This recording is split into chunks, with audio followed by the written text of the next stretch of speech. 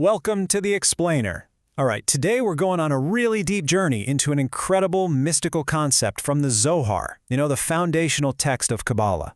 We're going to explore this idea that's part ancient story, part spiritual technology, and really a map to our own inner truth. It's all about a tree planted by Abraham that could literally see into the hearts of people.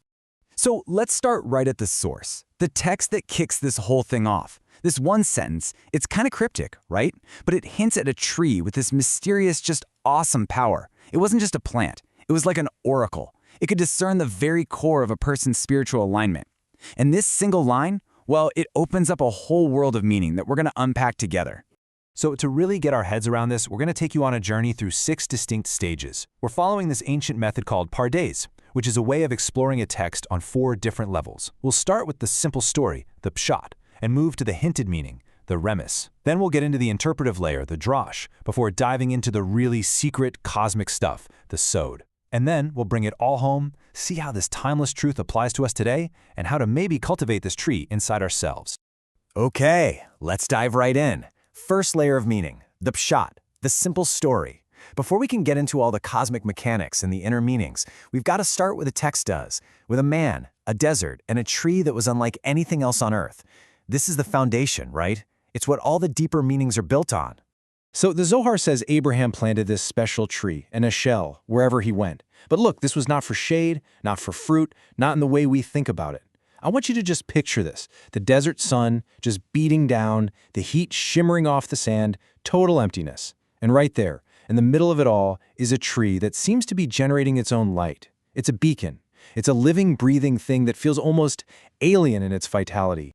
The texts paint this incredible, totally cinematic picture. This wasn't just a tree, it was a phenomenon. Its leaves weren't just green, they shimmered, but not with dew. It was like an inner light, a living awareness. And the branches, they weren't still, they were dynamic, almost sentient, reacting to every single person who came near. And then, underneath it all, feeding this miracle, was a hidden spring. And it wasn't just water, it was glowing, living water. But this tree, it wasn't just a beautiful thing to look at, it had a profound purpose. My colleague is going to explain how it actually worked, like a piece of living technology. So we've got this radiant, almost otherworldly tree. But now, as we peel back that next layer, the Remez, or the hinted meaning, we find out it wasn't just an object of wonder. It had a job. It was a tool, a seriously sophisticated piece of spiritual technology. What this tree was really all about was discernment. Its whole function was to make the invisible visible. It was designed to read the internal spiritual state of Abraham's guests, their intentions, their attachments, their purity, and then reveal that state on the outside for everyone to see. Now, to make this ancient concept super clear, let's use a modern analogy. Think of it like a kind of organic technology, a spiritual biometric scanner. You walk up to a security gate, it scans your fingerprint or your eye. Well, this tree scans something way deeper. It scanned your soul's frequency. It was basically an AI diagnostic tree programmed to detect spiritual coherence. The Zohar lays out this really clear sequence of events. So it starts when a guest would walk up to the tree, maybe just to get some shade. As they got close, the tree would perform its scan, reading their inner spiritual alignment. And then based on that scan, the branches would give this clear, totally unambiguous physical response, instantly showing whether the person was in a state of purity or impurity. And the response was binary, right? A simple yes or no output. For a person who was aligned with holiness, whose heart was pure, the tree's branches would miraculously lower and spread out, creating this canopy of shade like it was embracing them. It was a physical sign of acceptance. But for someone attached to impurity, to idolatry, the branches would do the exact opposite. They would pull back, shrink, and rise up, giving no shelter at all and leaving that person totally exposed under the harsh desert sun. Okay, so now we're getting into the drasha level, the interpretive layer. So what happens when the tree says, nope, impurity here? Is it just a system of judgment? Not at all. And this is where the genius of this whole design really shines. The diagnosis, that was just phase 1. When impurity was detected, the system's next component would kick in, the purification protocol. Remember that glowing, hidden spring we talked about? Well, it wasn't just for watering the tree. It was the auto-cleansing module for this whole spiritual tech setup. The tree diagnosed the problem, and the spring provided the way to fix it. The two worked together as one seamless, integrated system. And the whole process was designed to be transformative, not punishing. The Zohar explains that when the tree rejected someone, Abraham wouldn't just kick them out. No, he would guide them to the spring. And the spring itself would then diagnose the type of impurity. Sometimes it would indicate that, okay, you need to immerse yourself right now. Other times it would signal that a waiting period was needed, maybe 7 days, for a much deeper kind of cleansing. After they went through the process and the final immersion in these living waters, the guests could go back to the tree. And this time, having been spiritually cleansed, they'd be accepted. They'd be embraced by its branches. And the source text itself is just amazingly clear on this. It confirms that the tree and the spring worked hand in hand as this integrated system. It wasn't just there to diagnose the spiritual state, but to actually facilitate a complete spiritual transformation. It was like a hospital for the soul, and Abraham was the head doctor. Okay, so now we get to the deepest level of understanding. This is the Pshat, the secret.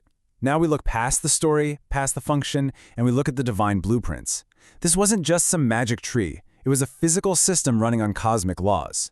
So what was the divine engineering that powered this incredible system? How did it actually work? So this wasn't random magic, it was cosmic engineering. The entire system, the tree, the spring, even Abraham himself, was a localized physical interface for the divine energies that literally structure all of reality. In Kabbalah, these energies are called the Sephirot, and they are the fundamental building blocks of the entire universe. And there are 10 of them.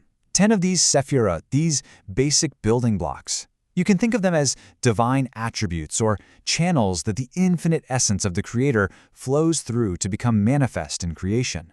They're kind of like the operating system of the universe. Okay, so let's break down the code here. Let's see how these sephirot map onto the system. It all starts with Abraham, his own spiritual essence, his defining attribute of chesed, loving kindness. That was the power source for the whole thing.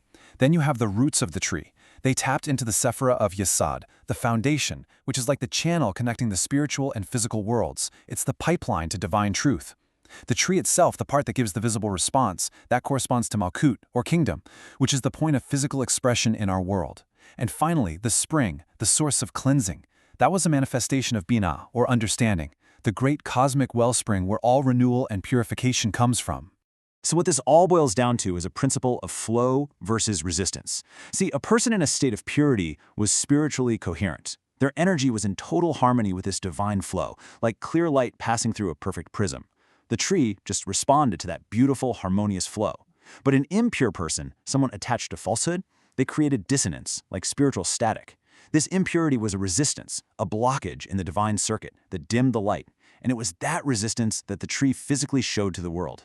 Now that's an incredible cosmic schematic. My colleague will help us get our heads around this ancient tech in our own modern language. Exactly.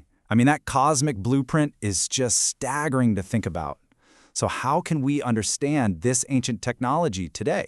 Let's look at a couple of models that can help bring this really profound concept into our world and make it accessible for everyone, no matter how old you are. Yeah, we can frame this powerful idea in ways that really resonate across generations. For a kid, we can think of it like a magical game. And for an adult, we can see it as a piece of sophisticated, almost futuristic engineering.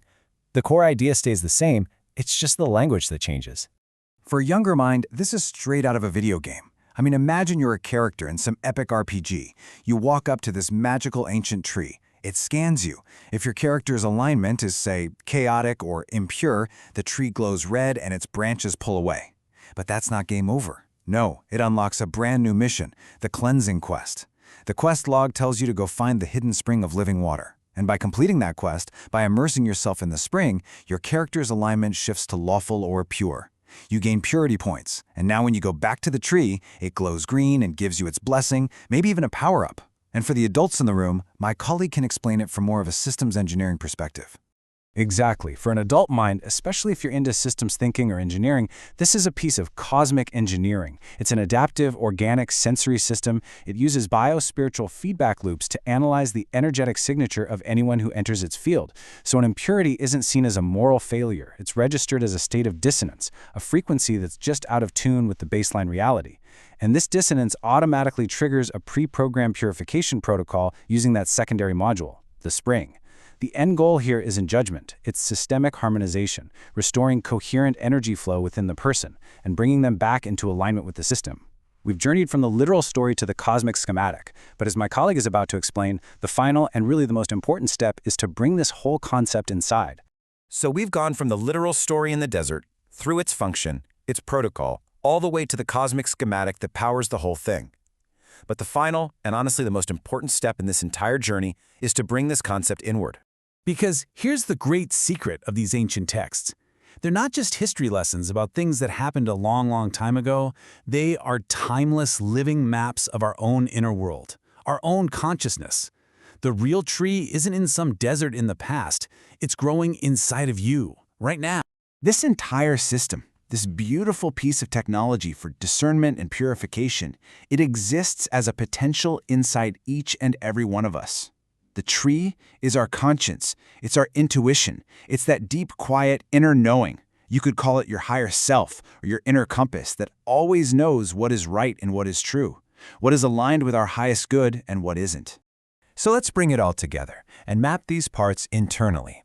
Your conscience, that's the tree that reacts. It gives you that feeling in your gut, right? That inner sense of, yes, this is right when its branches embrace you, or that feeling of, oh, this is wrong when they pull back.